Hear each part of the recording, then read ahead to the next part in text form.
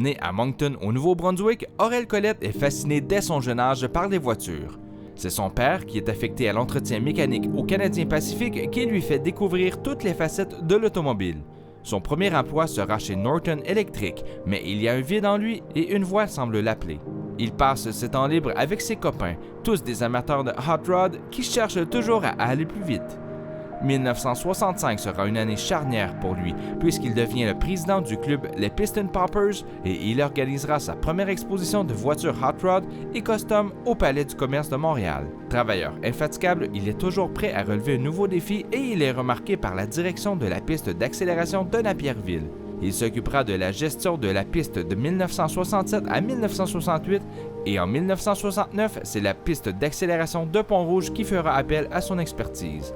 Il a aussi un commerce qui se nomme Mr. Patch, qui se spécialise dans la vente de décalques, d'écussons et de chandails qui ouvra ses portes la même année. Sa réputation ne cesse de grandir et il s'allie avec Jack Picard, Normand Lachance et l'Américain Bob Larrivée, propriétaire de l'ISCA et du premier salon de sport Miller Lite de Québec qui sera présenté en 1970 au très grand bonheur des spectateurs. D'ailleurs, Bob Larrivée sera la personne qui influencera le plus Aurel. En 1971, les trois hommes font l'acquisition du salon autosport Miller Lite de Québec et Aurel Collett en sera le président jusqu'en 1982.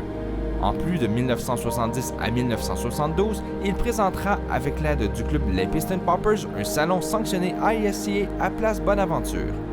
La construction de la piste de Saner ouvre un nouvel ère pour l'accélération au Québec.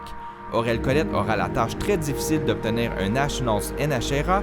La construction de la piste de Saner ouvre un nouvel ère pour l'accélération au Québec.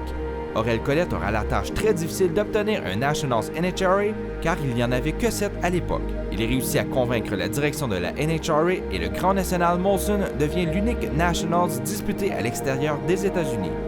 Il est sans contredit un visionnaire. En 1978, il organise un championnat de course de 10 roues à la piste de Saner qui durera jusqu'en 1993. En 1999, il organise le premier grand événement de tuning au Québec, le Salon Sport Compact Performance au Stade olympique. Et de 2002 à 2006, il organise le Québec Car Show au Centre de foire de Québec. À la fin des années 90, il organise le Salon national autosport motorisé de Saint-Hyacinthe.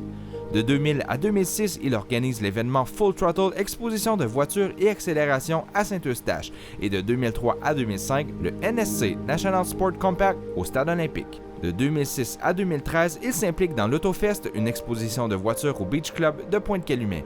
Si sa carrière fut couronnée de tant de succès, c'est en partie grâce à sa conjointe Francine Pépin, une femme qui partage ses passions.